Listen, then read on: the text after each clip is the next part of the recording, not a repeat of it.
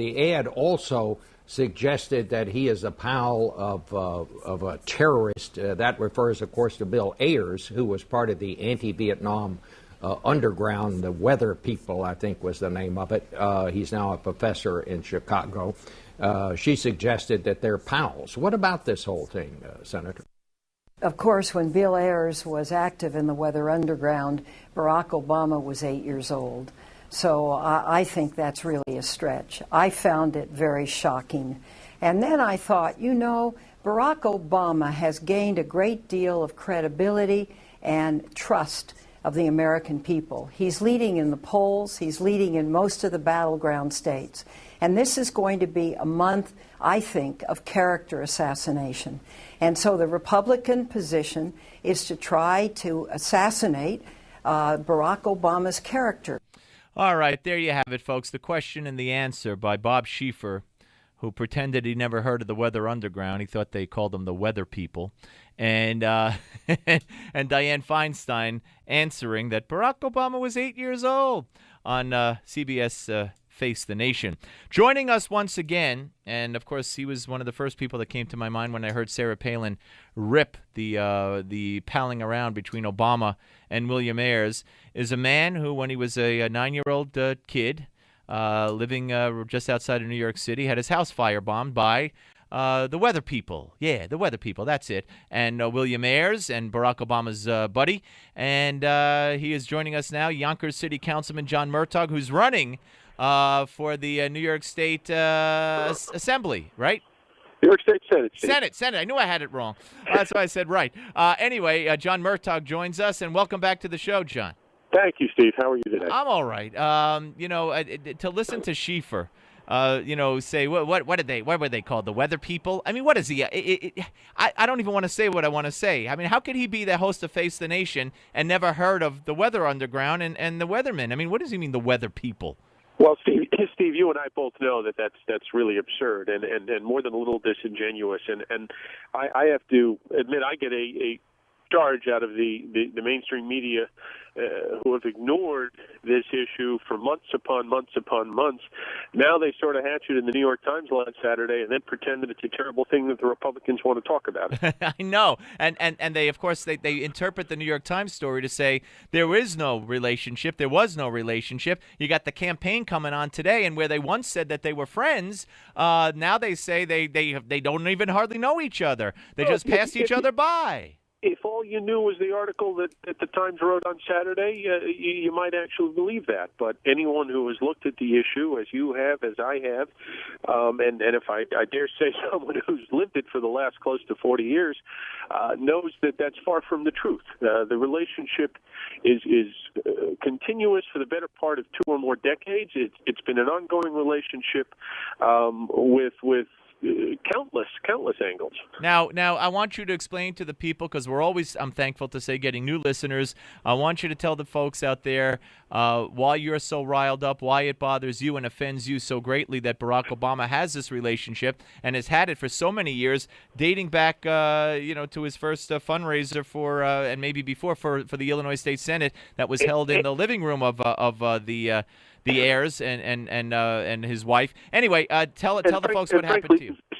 Steve, it's important to emphasize that the relationship even predates that first fundraiser for Barack Obama. Let's not forget that Bernadine Dorn, Ayers' wife, who took credit for firebombing in New York and firebombing our home, who's probably responsible for an attack that killed a police officer in San Francisco, right? Let's not forget that she got a job when she finally came in from the Colt. She got a job with a large Chicago law firm through connections with Bill Ayers' family, her husband's family, and was contemporary at that law firm of Michelle Obama. So the relationship goes back much further. But for your new listeners, as you know, Steve, my personal interest here, if you will, when Barack Obama first used the throwaway line, well, gee, I was only 8 years old, I frankly had a visceral reaction to that because, as you said at the top of the story, when I was 9 years old, in February of 1970, my father was a judge here in New York, Supreme Court judge. We lived in Manhattan.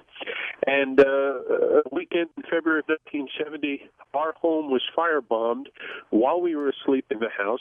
An attempt on our entire family's life, no way to sugarcoat it, by the Weather Underground. And as I said, months later, Bernadine Dorn, in a letter, I believe it was to the AP, took credit for not only, that bombing, but a wave of bombings. They attacked a police station that night. They attacked a military recruiting station. And as you know, 3 weeks ago, or 3 weeks later, rather, several members of the Weather Underground blew themselves up as they were assembling bombs that Bill Ayers had designed, ready to launch an attack on the Officers Club at Fort Dix, New Jersey. Right, absolutely correct. And in a related story here, I just want to point out, I teased this story before, and then I neglected to read it. The U.S. Supreme Court today refused to hear arguments for a new trial for Wesley Cook. Some of you may know him as Mumia Abu Jamal, the former Black Panther, accused of killing a police officer. And I bring him up in the Black Panthers because I don't know if you mentioned that your father was sitting on a case in the federal court about some Black Panthers, and that's why the Weather Underground targeted your home. That's exactly right. And the unfortunate thing, people want to dismiss this as old news, Steve. But my issue with Senator Obama as a candidate and as potentially the commander-in-chief is not what happened when he was 8 years old or when I was 9 years old.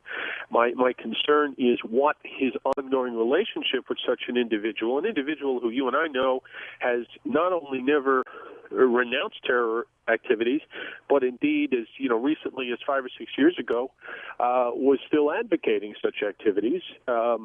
What does that relationship say about Senator Obama's fitness to lead? What does it say about his judgment? What does it say about his philosophy? You mentioned that I was a candidate for the state senate here in New York. You and I both know that if I had any such relationship with any number of people. I'll give you one, Councilman. I'll give you one. And someone brought this up earlier about John McCain. What if you had a relationship with an abortion clinic bomber? That would be. Not only do you and I know that every newspaper in New York would be making hay out of that, but they should. It would be absolutely.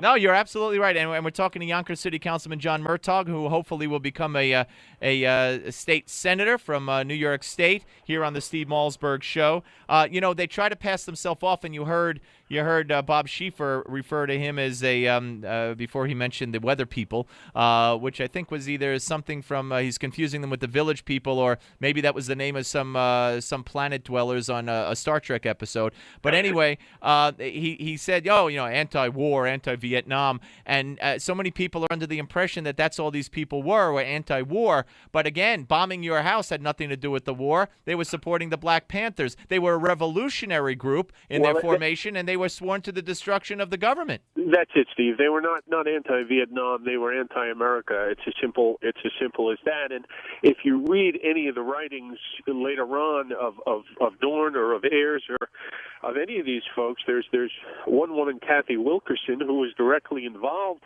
in the attack on my house. She now lives in Brooklyn or Queens, and she wrote a book a year or so ago. Then the New York Times wrote a very nice profile of her. But of course, but if you read about any of these people, the way they're spinning it and have always spun it and continue to spin it is that they only targeted buildings. They blew up statues, they blew up doorways, and that sort of thing. The fact is, in my case at Lee, as I said, they were responsible for the death of a policeman in San Francisco, and I'd certainly be curious to hear what Senator Feinstein has to say about that one.